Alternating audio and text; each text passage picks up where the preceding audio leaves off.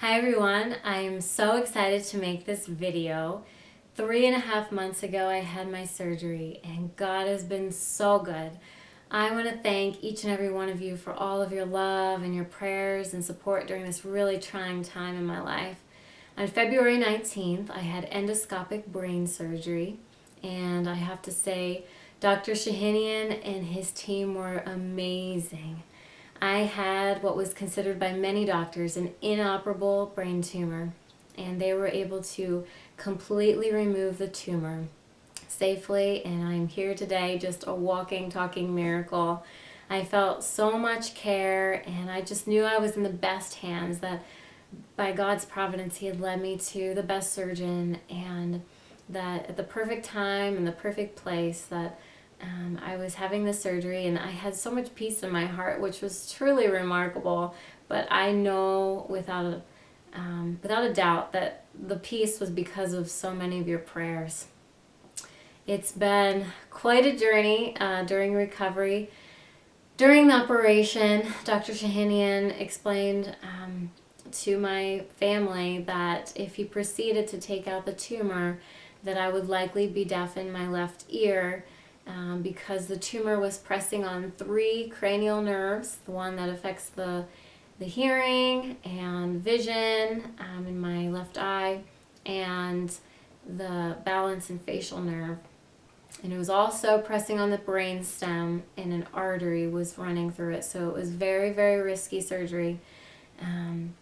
But he did get the tumor out completely, and I did wake up and did not have hearing in my left ear, which was a little sad. But I thought about one of the best composers of all time was deaf, and I thought at least I have hearing in one ear. We continued to pray and trust God to restore my hearing, and 1 month after surgery, my hearing came back fully, which was incredible. It was 1 month to the day of surgery, and my mom and I were really frustrated, having a hard day, because she was taking care of me along with the rest of my family for 24/7 care. I couldn't walk by myself for many weeks. I couldn't even brush my teeth. Just everything. I had to have full-time care, and we were having a rough day, just spending so much time together, and it had been a long, hard road, and we were kind of arguing, and she said, we need to pray and just ask God to forgive us for arguing and our attitudes. And so she prayed for me, put her hand on my head, asked God just one more time to heal me. And when she walked out of the room, my hearing was back in my left ear. I couldn't believe it. It was amazing. And soon after, I remembered the verse in James that says, confess your sins to one another so that you may be healed.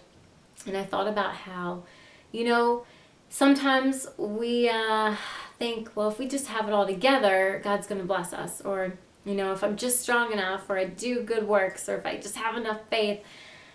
But sometimes in our weakest moments is when His glory shines the most. His grace is sufficient for us. When we are weak, He is strong.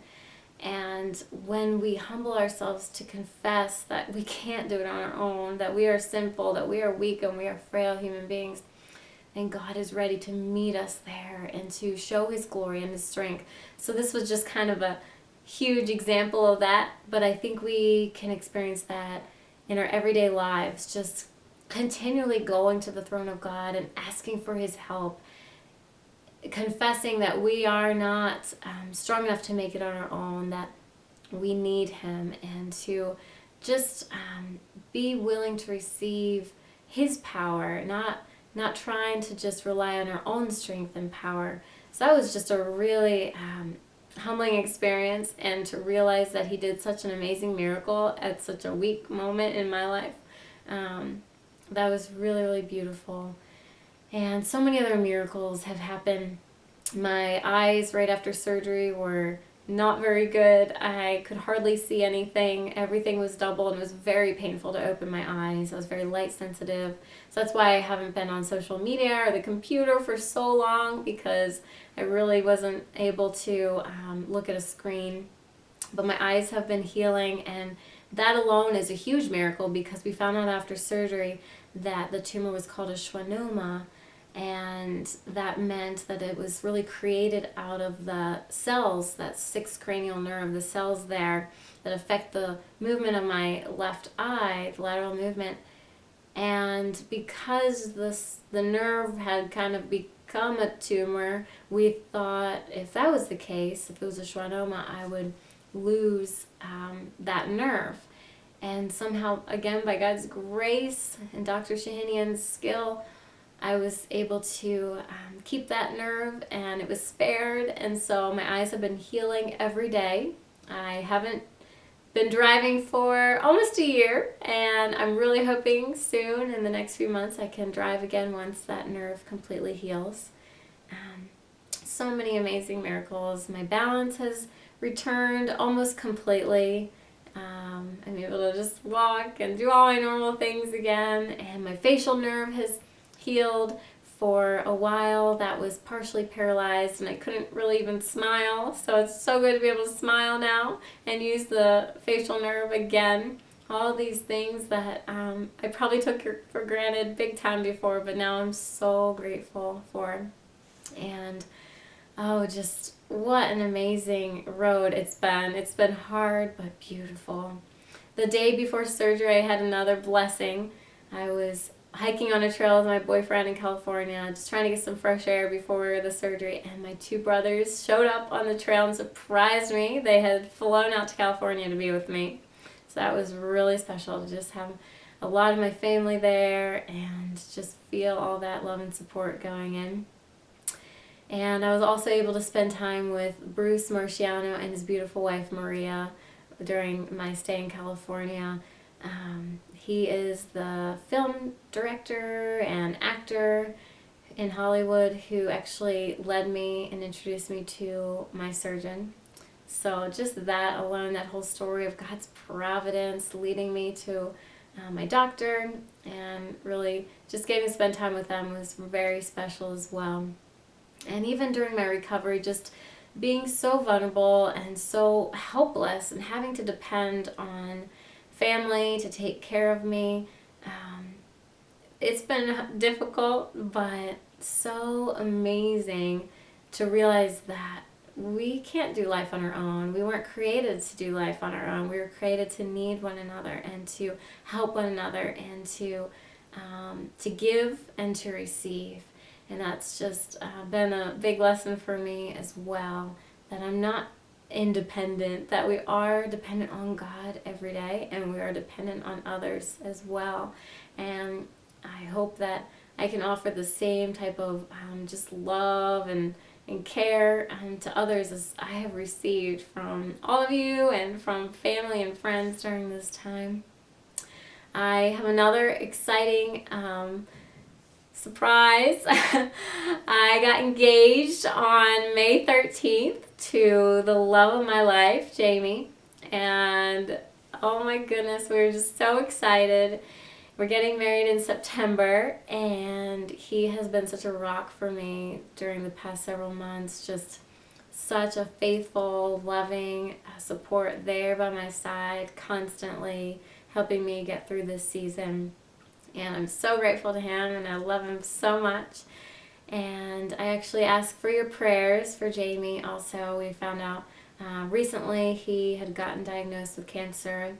We are praying and believing that the cancer is gone after his surgery. He continues to get testing and seeing his doctors, but we're just praying that God has completely healed him after removing his tumor, and trusting the Lord with that. Definitely a lot of challenges this year, and we just have seen the grace of God in an overwhelming way. Walking through these things has not been easy, but definitely a beautiful journey. And as our story unfolds, we just see so many miracles and so many blessings. And I wanted to share a verse with you all. This is from Deuteronomy 8. I was reading this morning. It says, "Remember how the Lord your God led you through the wilderness." Remember. I just want to challenge and encourage you to remember what God has led you through, or remember what He leads you through right now after you've been through it. Because it's so easy for us to forget. And this verse was speaking to the Israelites after their 40 years in the wilderness. And I haven't been through 40 years in the wilderness, but I have gone through my own wilderness this year. And now to remember all the things that God has led me through. So remember how the Lord your God led you through the wilderness, humbling you and testing you to prove your character. For the Lord your God is bringing you into a good land of flowing streams and pools of water with fountains and springs that gush out in the valleys and hills. What a promise that is. What a promise that during our seasons of walking through valleys and deserts, that we are led forth to a land of springs and water and refreshment and promise. And the challenge here is to not forget. Don't forget the journey. Don't forget the miracles. Don't forget what God has done. So let us just go from one season into the next, walking with remembrance, because our stories are ever unfolding and ever becoming more and more beautiful as God's fingerprints are all over it, and His grace just carries us through. And I challenge you and encourage you, if you feel like you are in that wilderness season, whether it's physically, emotionally, spiritually, if you're going through sickness or loneliness, whatever type of pain you might be going through, to hold on to the hope that God has a season ahead of you where He'll bring you into that refreshment and bring you fresh water and fresh promise into your life. So again, I just want to say my heart is just overflowing with gratitude for all that you've done with your prayers and notes and everything. I'm so excited to be back communicating through social media and blogging and just sharing with all of you. I'm not singing publicly yet because even though my hearing has returned, it's still very sensitive, my ear, so I have to be careful about loud noises, music, being in public places. But I'm just trusting the Lord to continue to heal that nerve, and I look forward to singing again, possibly in the fall or hopefully early next year, 2016. So thank you so much, and God bless you.